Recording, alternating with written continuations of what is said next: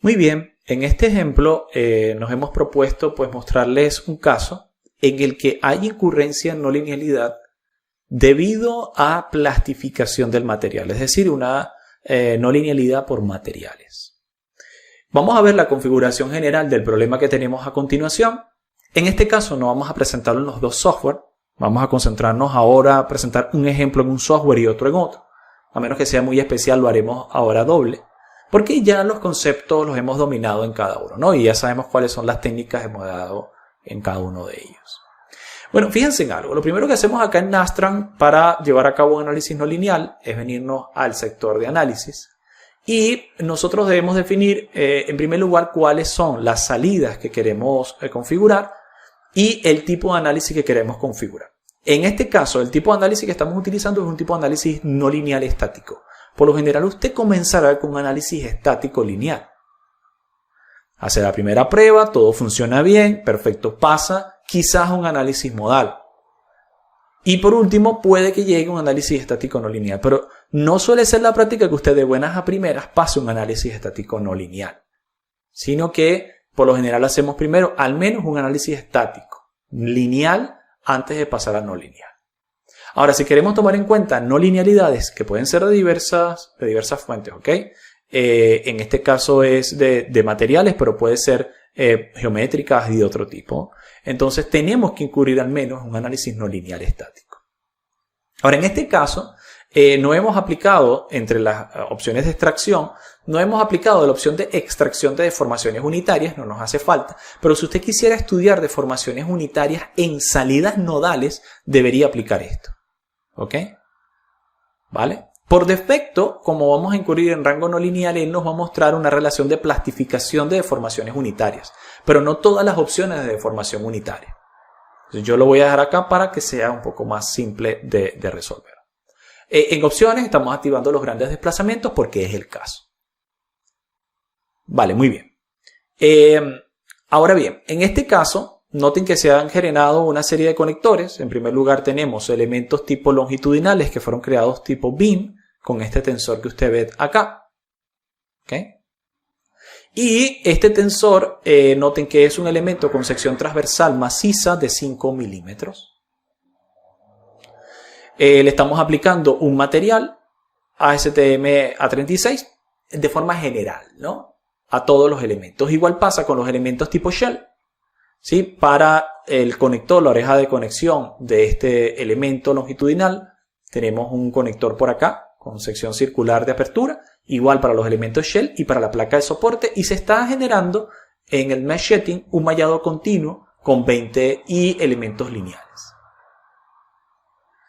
Además de eso, ¿sí? En esa configuración se ha establecido un control de mallado para mejorar un poco el mallado en la zona de conexión donde esperamos que haya concentración de tensiones, por ejemplo, alrededor de esta soldadura y alrededor de este punto de carga, ¿no? Además de eso, noten que esta es la mitad de la estructura y por eso se ha creado una simetría en dirección del eje Z que ustedes ven acá.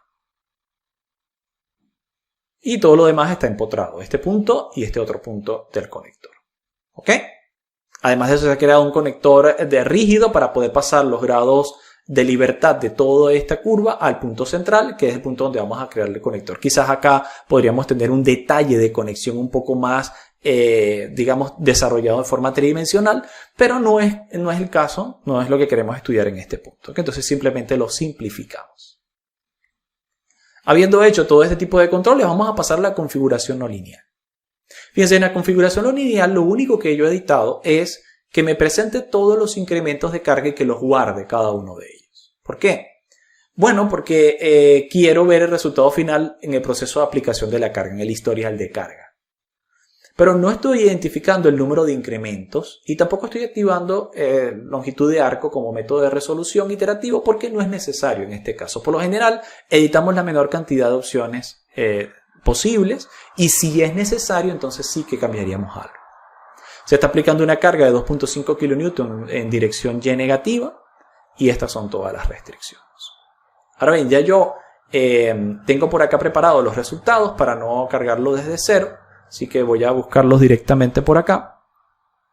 que es el resultado para tensor soporte de este tipo. Voy a buscarlo para no tener que calcularlo desde cero. Yo simplemente voy a cargar este resultado y lo abro. Pero noten que había una lista de resultados anteriores y es porque yo le dije guárdalo todo. Entonces él fue guardando históricamente todos los resultados. Entonces si ahora me muevo a resultados, lo primero que me va a mostrar es obviamente el esfuerzo de von Mises. Vamos a esperar a que esto se active. Ahí ya lo está abriendo. Ahora sí. Y noten que tengo varias opciones porque él fue calculando los incrementos de carga. Fíjense, por defecto, él empieza a hacer un incremento de carga muy pequeño. Empieza con un 1% de la carga que va desde hasta 1 al 100%. Entonces 0.01 es el 1%. Luego lo duplica y va al 3. Quizás esto es 1.5, va al 3. Luego lo duplica y va al 7. Luego lo duplica y va al 15. Lo duplica y va al 31. Lo duplica y va al 61. ¿Vale? O sea, va haciéndolo incrementalmente. Pero noten que del 61 no pasa al 90 o al 120, ¿no? Sino que se da cuenta de que, no, un momento, aquí hay que refinar un poco. Porque cuando él se encuentra con que no, en el proceso iterativo del delta de fuerza no consigue una convergencia, él disminuye un poco el factor de carga. Entonces, por eso es bueno siempre empezar con que él determine cuál es el factor de carga asociado que debería, en lugar de nosotros haber especificado en Low Linear Setup 100 subpasos, ¿no? Entonces, en esos 100 subpasos él va a empezar a aplicar 1%, 2%, 3%, ¿no? E incluso si no converge podrían ser más. Pero al dejarlo en un principio que lo calcule por su cuenta es una buena manera de acercarnos a la solución. Luego, si hace falta, podríamos incrementar los pasos. También a veces podríamos querer incrementar los pasos cuando ya tengamos una solución asegurada para tener el histórico completo, ¿sí? Y tener mayor cantidad de puntos. Pero por ahora ha sido más que suficiente las opciones por defecto. Fíjense en algo. Nosotros ya hemos explorado estas opciones anteriormente. Por eso vamos a ver algo nuevo. En los datos de resultado, yo voy a ir a buscar los strain. Yo les había dicho que no activamos el strain desde cero en los resultados del análisis, pero que por defecto, cuando nosotros incluimos rango de plasticidad en el material, él va a calcular un strain o deformación unitaria plástica no lineal. ¿Lo ven? Plástico no lineal. Entonces, acá él está calculando la deformación plástica, tanto de la barra, que en la barra noten que dice 0,0, o sea, no hay plastificación en la barra, y también en el shell. Pero en el shell sí que va a calcular plastificación. ¿Okay? Ahora fíjense, en el primer caso de carga, que es el 1, no hay plastificación todavía. Pero si yo voy al último, fíjense que acá vuelvo a strain, vuelvo a shell. Fíjense que aquí sí hay un valor de plastificación o deformación plástica, cosa que no aparece en el bar. O sea que esto es una manera en que ustedes pueden identificar, ¿no?, si ocurre o no ocurre algún valor antes de mandarlo a plotear. Y fíjense que aquí sí que hay un valor de plastificación. Bueno, de hecho dije aceptar, pero no dije plotear. Entonces vamos a volver a buscarlo, el strain, y pongo acá display para mostrar. Ahí está. Perfecto. Ahora, ¿dónde se genera la plastificación? Bueno, si nosotros acá manipulamos un poco el modelo, veremos que hay unas concentraciones de deformaciones acá. Todo lo demás está en cero, en ese azul profundo donde no hubo plastificación, pero sí que hubo incurrencia en el rango plástico en estos sectores. ¿Ok?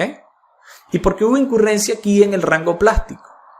Bueno, si nosotros volvemos a la configuración del material, vamos a ir a Steel nuevamente. Ustedes verán que en este Steel, en Low Linear On, se fueron configurando propiedades no lineales del material. Y aquí ha sido configurado un material elastoplástico bilineal, donde se asume un rango elástico por el módulo de Young hasta que llega al punto de cedencia. Noten que aquí dice que la cedencia inicial es la cedencia de 248 megapascales. Que si ustedes observan es exactamente el punto de cedencia en el rango elástico que habíamos visto anteriormente. Pero ahora cuando nosotros activamos el no linear, dice no linear entre paréntesis on encendido, ahora estamos viendo qué pasa luego del punto de cedencia, que empieza a verse un comportamiento elastoplástico y nos da la posibilidad de incluir un endurecimiento, en este caso isotrópico. Pero noten que ese módulo tangente que me indica la inclinación luego del punto de cedencia para hacerlo bilineal, yo lo he vuelto muy pequeño, ¿no? Para que sea perfectamente plástico en realidad. ¿Okay? Algo muy cercano a cero. Ustedes podrían incluir otro módulo para darle pues este endurecimiento isotrópico, pero al yo hacerlo prácticamente cero no hay endurecimiento y lo considero plástico perfecto. Y noten que por acá abajo vamos a tener las funciones de excedencia, que característicamente son las mismas funciones de excedencia que vimos en la clase anterior. Fíjense, tenemos disponible von Mises, tenemos disponible Tresca, Morcoulomb y Duncker-Prager. Y acá en von Mises, por ejemplo, justo el punto inicial de excedencia es 248, que es el punto de excedencia que teníamos en el rango lineal. Pero noten que dice inicial. ¿Por qué? Porque en el proceso del ciclo de carga, si nosotros superamos esa tensión, entonces se produce flujo plástico, la superficie von Mises se estira, ¿verdad? Crece para generar otro punto de rango elástico, ¿verdad? En el que haya un sitio de tensiones posibles. ¿Ok? Igual tendríamos diferentes configuraciones como la cohesión y el ángulo de fricción interna si utilizamos Morcoulomb o Duncker-Prager. Es decir, está totalmente definido. Pero claro, esto va a ser un caso bilineal. Si ustedes quisieran ver un rango no lineal completo, podríamos activar plástico e introducir punto a punto la curva plástica no lineal con su curvatura. ¿Ok? En este caso le hemos dejado elastoplástico. ¿Bien? Entonces, ¿qué debería yo asumir? Que cuando se llegue al criterio de von Mises superado los 248 megapascales, debería haber un proceso de plastificación. Y eso es lo que ha ocurrido. Bueno, si nosotros volvemos acá a los resultados, ¿sí? Si vamos acá a los resultados y buscamos ahora no deformación, sino el esfuerzo de von Mises en el shell, vemos los resultados. Ustedes podrán observar que sí, que ciertamente en este rango, donde hemos visto que se produce la plastificación, ha superado el 248. Obviamente, entonces sí que hay una deformación plástica. ¿Ven? Totalmente entendido qué es lo que está pasando, superamos el esfuerzo por el criterio de excedencia, incurrimos en flujo plástico, cambiamos el nuevo punto de excedencia a 275. Quiere decir que si yo disminuyo la carga, retiro la carga y vuelvo a cargar, él se comportará de forma lineal hasta este rango, ¿verdad? O sea, será recto hasta este nuevo rango donde alcanza el punto máximo de excedencia histórico. Entonces, de tal manera que sí que estamos incluyendo no linealidad por material para el ciclo histórico de cargas y descargas. ¿Ok? Y algo también interesante que podríamos ver, voy a cerrar este ploteo, ¿vale?